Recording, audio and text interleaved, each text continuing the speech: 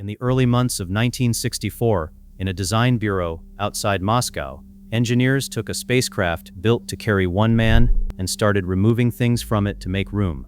The ejection seat came out, so did the pressure suits, because 3 men in suits would never fit.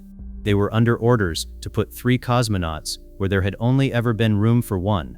The machine they built flew twice, and it made history both times. Then, a little over a year later, it was quietly cancelled, because there was no safe way to fly it again.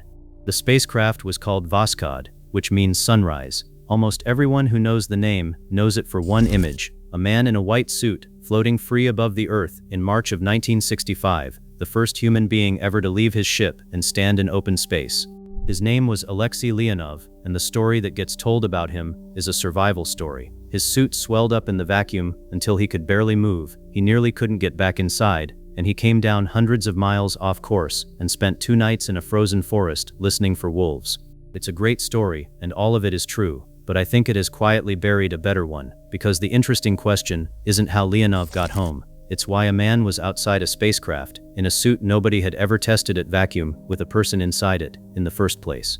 Voskhod is one of the cleanest examples I know of a machine that its own design brief doomed.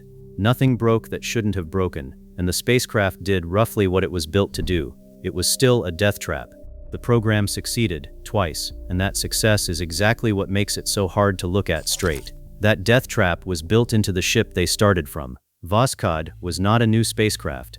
It was a Vostok, the same round descent capsule that had carried Yuri Gagarin into orbit in 1961, rebuilt on the inside. And the Vostok had a strange feature that mattered enormously here, which is that it couldn't land its own pilot.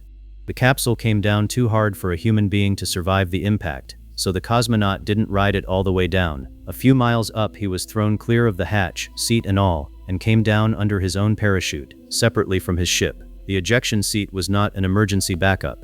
It was the normal way home, and it was also, conveniently, the only way off the rocket if the booster failed on the pad or early in the climb. By 1964, that single-seat design was starting to look like a problem, because the Americans had announced Gemini, a 2-man spacecraft that would practice the things a moon landing would need: spacewalks and rendezvous and long flights. A 2-seat American ship was coming, and the Soviet Union had only ever flown 1 man at a time. So the order came down from Nikita Khrushchev to Sergei Korolev, the chief designer behind every Soviet first, to convert the Vostok to carry not 2 men but 3, and to do it fast enough to fly before Gemini did. 3 men, in a ball built for 1, ahead of a deadline set by someone else's rocket. As a piece of one-man engineering, the Vostok was superb. It was simple, it was proven, and it had already flown 6 men into orbit and brought all of them back alive.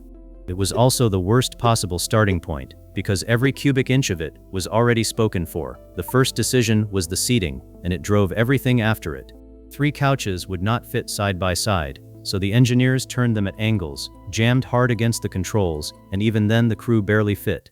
The men chosen to fly had to lose weight just to get into the capsule, and on the first flight they trained for only a few months and went up without room for so much as a change of clothes between the 3 of them. That's the decision that sounds like a stunt, and in a sense it was. But hold the judgment, because the next ones are where a stunt turns into something more dangerous. To make room, the ejection seat came out too. Remember what it was meant to do. It was how a Vostok pilot survived the landing, and it was the only way off a failing rocket in the first minutes of flight. So taking it out created 2 problems at once. The engineers solved the first one, adding a system of parachutes and a small rocket that fired just before touchdown, slowing the capsule enough that a man could ride it all the way to the ground, and it worked on the first try. What they couldn't solve was the second problem. With no ejection seat and no escape tower, there was no way off the rocket for roughly the first 2.5 minutes of the climb, and if the booster failed in that window, the crew simply died, with no abort and no way to bail out. They bet on the rocket, because the R-7 underneath them was the most flown, most reliable booster on Earth, and most of the time that is a good bet. Then the pressure suits came out. This is the decision that looks insane from the outside, and it's also the one I can't quite argue with. 3 men in pressure suits, and their life support, would never have squeezed in, and a pressure suit is only needed if the cabin loses its air, which the sealed Vostok cabin had never done before. So the reasoning went like this.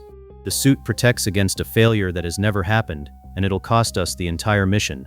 So the men flew in wool clothes. On Voskhod 1, In October of 1964, 3 cosmonauts orbited the Earth in what were essentially tracksuits, with nothing between them and the vacuum but the wall of the capsule.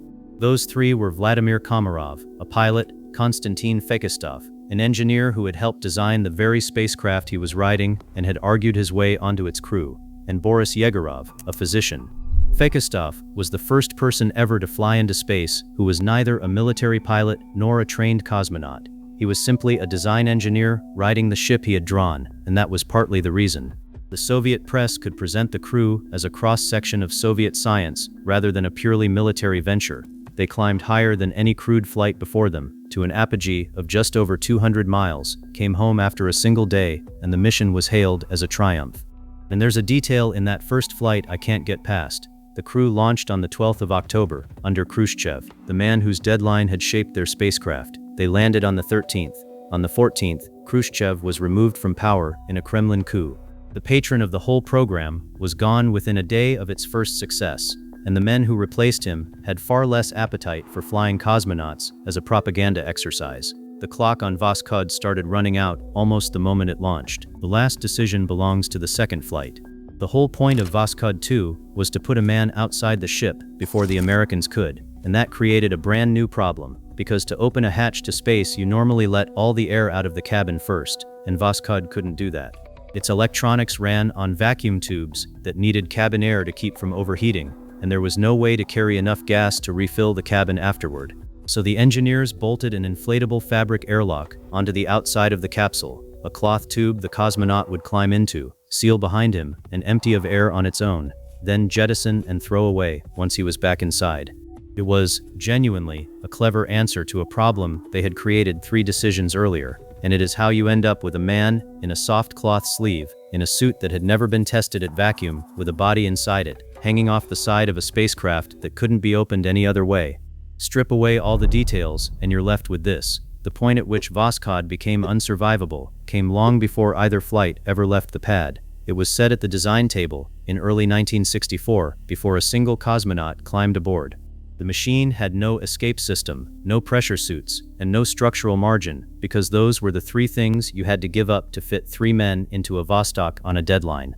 Every one of them was traded away on purpose, for reasons that made sense one at a time, and added together, they produced a spacecraft that could fly a flawless mission and still kill its crew the moment any one of a dozen ordinary things went slightly wrong. And this is the part that truly unsettles me, because there was no fixing it. There was no adding an escape system, because there was no room and no spare weight for one. The pressure suits couldn't come back, since losing them was the entire reason the 3rd seat existed. And nobody could hand the crew a margin for a bad re-entry, because the capsule was already full. Every safety feature you might reach for had already been removed to make the mission possible in the first place. The only real fix was to stop building 3-man Vostoks and design a proper spacecraft from scratch. And that spacecraft, the Soyuz, was still years away. Until it arrived, every Voskhod crew was flying a machine whose safety had already been spent, absorbing a risk that had been built in years before any of them were chosen, which brings us to the last time anyone flew one. On the 18th of March 1965, Voskhod went up carrying 2 men, Pavel Belyaev and Leonov, this time in suits, because you can't spacewalk in wool. Belyaev inflated the airlock, Leonov climbed out, and for about 12 minutes he was the first human being to float free in space, held to the ship by a cord 17 feet long. Then the design began collecting on its debt. In the vacuum, his suit ballooned outward until his hands slid out of the gloves and his feet came out of the boots, and he could no longer bend it enough to get back into the airlock. He was locked out of his own ship. Without telling the ground, he bled air out of his suit, down past the safe limit, gambling on getting the bends against being stuck outside, until the suit shrank enough that he could force himself in head first. I keep thinking back to the fact that he had to make that call alone, in a couple of minutes, with the people who were supposed to be keeping him alive, not even aware there was a problem. That was the first failure, and there were more. When they jettisoned the airlock, the cabin pressure started climbing on its own, filling with oxygen, the exact condition that turns a stray spark into a fire, the same condition that would kill 3 American astronauts on the pad 2 years later.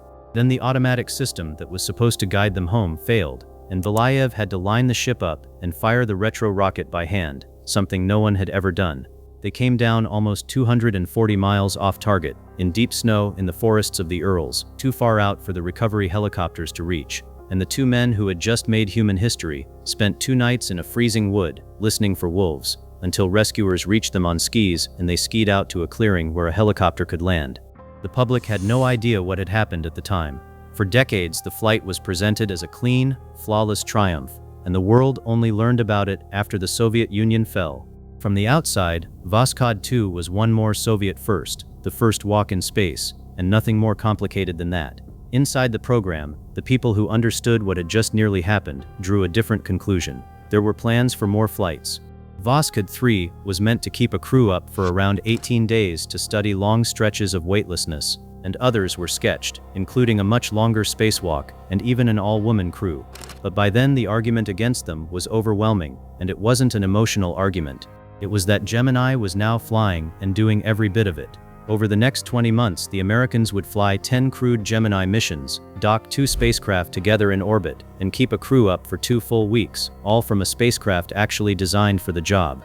To keep flying Voskhod was to keep risking lives, to repeat, less safely. Work the other side had already finished, and every hour of engineering spent on it was an hour not spent on Soyuz, the ship that could really do these things and bring people home.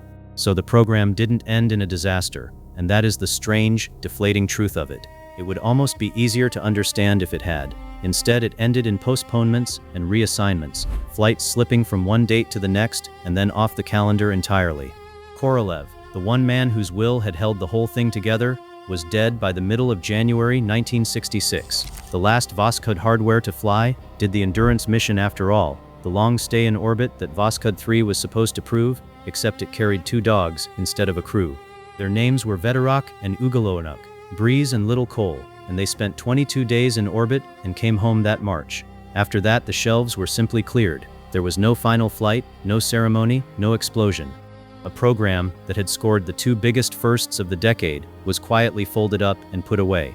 Let me lay out plainly why Voskhod was never going to be anything but a dead end, because the reasons are the whole point. Number 1.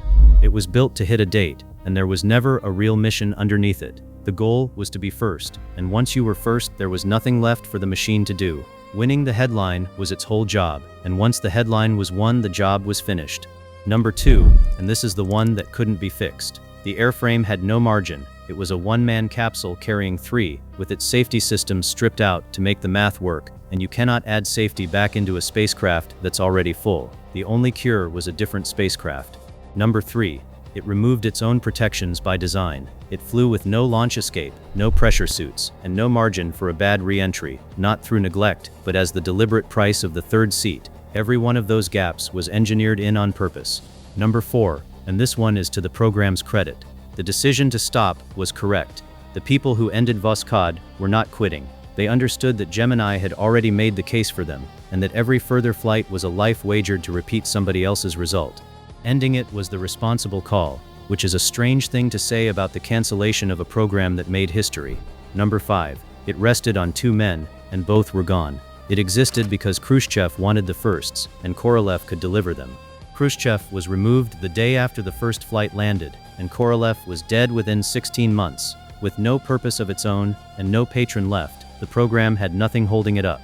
None of this happened because the people involved were reckless, and that's the thing I most want to be honest about. Korolev was not a gambler. He argued, on the record, against some of the corners that got cut, and he was overruled by a political timetable he did not set. The engineers who pulled out the ejection seat also invented, in a hurry, a soft landing system that worked the first time it was ever used. Feoktistov helped design the capsule, and then trusted it enough to ride it into orbit. Belyayev flew a spacecraft home by hand when the automatics quit and put 2 men on the ground alive. Every person here was competent, and several of them were extraordinary. The machine wasn't the failure, the brief was. And here is what I think the story actually teaches, and it reaches a long way past 1965.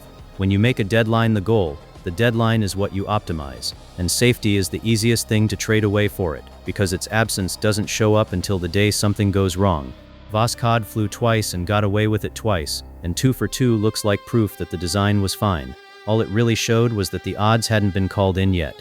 Vladimir Komarov, the pilot who commanded Voskhod 1, died 3 years later on the very first flight of the new Soyuz, when its parachute failed to open.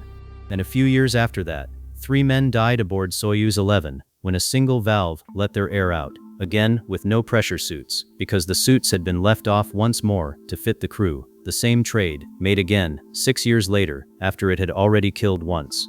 The place I keep coming back to is that clearing in the Urals. It's a stretch of deep snow in a pine forest west of a town called Solikamsk, a long way from anything, silent. That is where the Voskhod program effectively ended, with its last 2 travelers sitting in a cold capsule in the dark, national heroes by every headline, waiting for men on skis to come and find them. They had just done something no one had ever done, and the machine that let them do it had brought them down in the worst place, because coming down gently in the right spot was one more thing that had been engineered out of it to make room. The forest is still there. So is the launch site out on the Kazakh steppe, still sending people up, now in Soyuz capsules with pressure suits and escape towers, and every margin Voskhod gave away. What's gone is the machine itself. Nothing destroyed it. It was retired, deliberately, because it had become too dangerous to keep flying, having survived just long enough to prove the point twice. Voskhod left no descendants. Soyuz was a clean sheet. The whole program was a door held open just wide enough and just long enough for 2 flights to slip through before it was shut for good. What stays with me is that both halves of Voskhod are true at the same time. It's in every history of spaceflight, credited with 2 firsts that mattered, and it was also a machine that should probably never have carried anyone. Those are the stories I come here to tell, the ones where the record and the reckoning don't line up, where a schedule does the killing and there's no villain to point at. Spaceflight is full of them, hidden behind the famous firsts, and most of them never get told. Subscribe, and I'll keep pulling them back into the light.